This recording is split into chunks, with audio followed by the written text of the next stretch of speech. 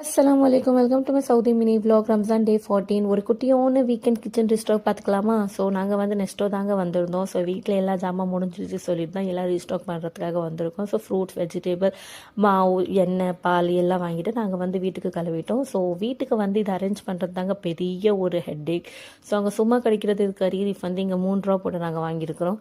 And ஏன்னா அது ரொம்ப முக்கியம், எல்லாம் இதுக்கும் நம்ம கண்டிப்பாக போட்டே ஆகணும். ஸோ ஃபஸ்ட்டு வந்து இது வந்து ஒரு சப்பாத்தி மாவு தான் வாங்கியிருந்தோம். பிகாஸ் சப்பாத்தி செய்கிறது ரொம்ப ஈஸியாக செஞ்சு எடுத்துல. ஏன்னா இட்லி தோசை செய்கிறது ரொம்ப கஷ்டம் எனக்கு.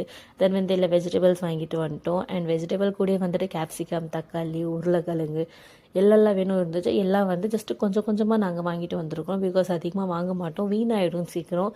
அண்ட் இங்கே வந்து ஆனியன் வந்துட்டு சவுதி ஆனியன் இருக்கிறதுனால அது ரொம்ப தண்ணி விடும்.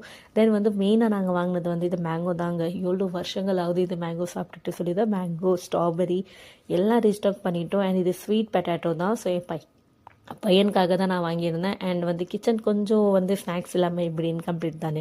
ஸோ ஸ்நாக்ஸ்க்கு வந்து சிப்ஸு, ஜூஸ், இது ரம்ஜானில் வந்து ஜூஸ் ரொம்ப முக்கியம். ரோப்ஸா வாங்குறது இல்லை, ஸோ அதனால் இது மாதிரி ஜூஸ் வாங்குறது. தென் இது லபான் தாங்க. தென் ப்ரெட்டு எல்லாம் ஸ்நாக்ஸ் செய்கிறதுக்காக. தென் மேகி மோஸ்ட் இம்பார்ட்டன்ட். மேகி இல்லாமல் நம்மளோட மிட் நைட் கிரேவிங்ஸ் போகாது. தென் இட்லி மாவு தாங்க வாங்கிட்டு வந்திருக்கோம். ஸோ இது எப்படி இருக்கும் எனக்கும் தெரியாது, ரெசிபி செய்யும் போது நான் ஷேர் பண்ணுறேன். தென் வீட்டில் வந்து டிட்டர்ஜென்ட் பவுடர் இல்லைனால அதுவும் நான் வாங்கிட்டேன். ஸோ இது ஜென்டோரை தான் வாங்கியிருக்கேன். அதே கூட வந்துட்டு வீடெல்லாம் துடைக்கிறதுக்காக ஒரு லிக்விட் வாங்கியிருந்தேன். இதோட வீடியோ நான் ஷேர் பண்ணுறேன். ஸோ இதெல்லாம் நம்ம வந்து குயிக்காக அரேஞ்ச் பண்ணிக்கலாம். ஸோ அவ்வளோதாங்க. இதில் அரேஞ்ச் பண்ணி அப்புறமா இஃப்தாருக்காக நம்ம என்ன செய்ய போகிறோம் தான் நான் யோசிச்சுட்டு இருந்தேன். ஸோ அது நம்ம யோசிச்சுட்டு அப்புறமா அதே ஒரு கேப்பில் வந்து நம்ம ஃப்ரூட்ஸ் எல்லாம் நம்ம அரேஞ்ச் பண்ணி எடுத்துடலாம்.